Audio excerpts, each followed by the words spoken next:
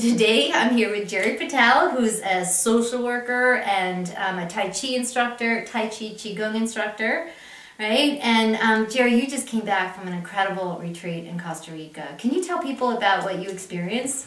Yes, I did. I did this at the Blue Spirit, which is also has ties with the Omega Institute. Oh. And there were these meditation leaders, and what brought me to that was this one woman, Joan Hallenbach, who is a Tai Chi, or not a Tai Chi, but a Buddhist monk. Mm-hmm. And she talked a lot about her practice and meditation. And just kind of exemplified that it is a practice. I mean, a lot of people look about meditation, they have to be in this Zen without thought, and that's not true at all. Mm-hmm. It's just about being devoted to your work, and whatever that practice is, yes. Right, right. And what would that mean, like, to be devoted? Devoted would mean, like, if anybody practices instruments or people like to eat or shop. Mm-hmm, mm-hmm. I mean, you're devoted to going and getting the food. Mm-hmm. You're about eating the food, and you're devoted to that. That you do this on a daily basis. Within a 24-hour period. One would just sit, be aware, be present, be mindful. Right. And just being what you're doing, because so many times that we get caught up in our daily lives. We have this, we have a busy lifestyle, we do this, our things. And just the meditation practice of mindfulness and saying, okay, let's be conscious of our breathing. So it's really a cool way of saying being in the now, isn't it? Being devoted. I love it. Exactly, exactly. Being devoted, exactly. Right. How beautiful. I love that. Yeah. Yeah. So what else did you learn? Well, another man went there, Roger Janaki, who did the 4 baskets. And he was very practical. He was a doctor. And he said, let's not make this complicated. And one of the things that we need to do is get the complication out there and just being with ourselves. And so the 4 baskets were being our posture, you know, as we sit and we meditate, again, our spine is erect and being in a form. And as we do Tai Chi and Qigong, we're in form. And paying attention to the breath is another one. Being mindful, meditation. And also massage, you know, doing massaging of our bodies, you know, as we massage our acupuncture points. And that's what Tai Chi does in Qigong. As we do the movements, we exercise those points and stimulate those points, which brings the Qi energy, or stimulates our Qi energy for our self-healing. And one of the things that are happening now in our society about our healthcare is people need to be responsible for their own health. Right, you know, and this is a good practice of doing that, being devoted to your own health. By having a meditation mindfulness practice, by doing a Tai Chi or Qigong practice. Right, yeah. So and I know you also mentioned another thing about how you learned a skill that helps people to stop the racing mind a little bit, right? Because that racing mind really causes a lot of health challenges, right? Oh, it certainly does. We work ourselves up into a tizzy, right? We certainly do. A lot of people will say it's a monkey mind. Right. You know, the monkey mind, you know how monkeys are, they're always running around and doing all that stuff. They're always busy. Yeah, it's true. You know? So one of the things that was a theme of the week was getting our body and sound into the moment, bringing into the present moment by using the attributes of our physical body. And the sound that she put into was a sound of ka.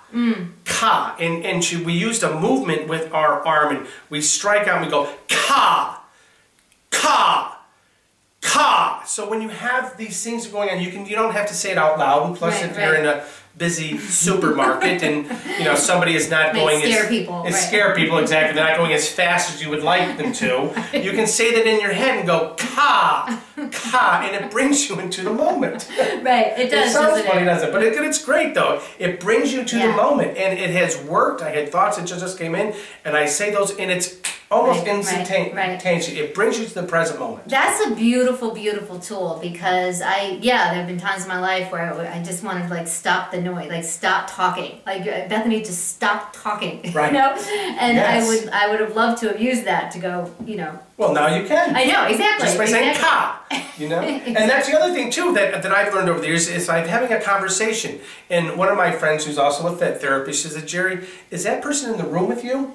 And so that gives me some feedback. Well, if I'm having a conversation with somebody and they're not in the room, then maybe I need to rethink about those thoughts. I'm not going to get any feedback. The only feedback I'm going to get is from my own ego. You know, which doesn't serve me very well. You know, so bring the things. It's like the 4 agreements. One of them is don't make assumptions. And in order to not to make assumptions, you need to ask the person and get some reality check. Did you mean this when you said that to me? Yeah, right, exactly. Really good point of tying that in with the 4 agreements. Absolutely. So you must, I'm sure you talk about these things as you're teaching Tai Chi and Qigong at the, you teach off of Wolf Road. Yes, and that is the Lighthouse Massage and Therapy Wellness Center. What night of the week? I do it on, right now we're doing on Thursdays, but that might be changing, but right now it's on Thursdays at 6:30. Now tell people why, I'm a big fan of that stuff. Can you tell people why it would be, why it's so beneficial? Tai Chi and Qigong? Absolutely. Again, it goes back with dedication and devotion to one's own health. You have to understand that in Chinese medicine, in their culture, is that they take ownership of their health. And again, you can look at the socioeconomic means that they don't have the healthcare system that we have, and they don't have the means of, you know, of having satellite treatment centers and hospitals and emergency rooms because they're in a rural area. That they have to pay attention to their own health so they do not get sick. So the whole thing is based on preventative. Preventative medicine, and that's what Qigong and Tai Chi does in acupuncture. It stimulates your Qi. Your Qi energy, your life force, you know, that is within us. And people will say it's our dantian that's, you know, a couple inches up from our belly, that is like our furnace. And it allows our energies to go around in flow. You know, and so the flow of energy, it doesn't dam itself up. So by using the acupuncture points, by using the movements, by moving, you know, doesn't allow disease to stay into the body. So it flows that energy. You know, one of the things that I work with older people as well that I've learned from my grandmothers, the common denominator about getting old is that movement. They move, they go for walks, they sweep their steps, they go around the block, and their every day is a movement. So it's not sedentary lifestyle, you're not sitting on the couch, you know, watching TV. And if you are, you're only going to do it for maybe, you know, a couple hours, but you're going to be moving around, so you're having that activity level. Again, it's moving that Qi, that life force around in our bodies. I remember hearing some metaphor about a door, kind of like our body's like a hinge on a door, you know, it'll rust and kind of get stuck if we don't move it, Exactly. You have to lubricate it. And by doing, you know, Tai Chi and Qigong, you're lubricating the joints, the bodies, the energy fields.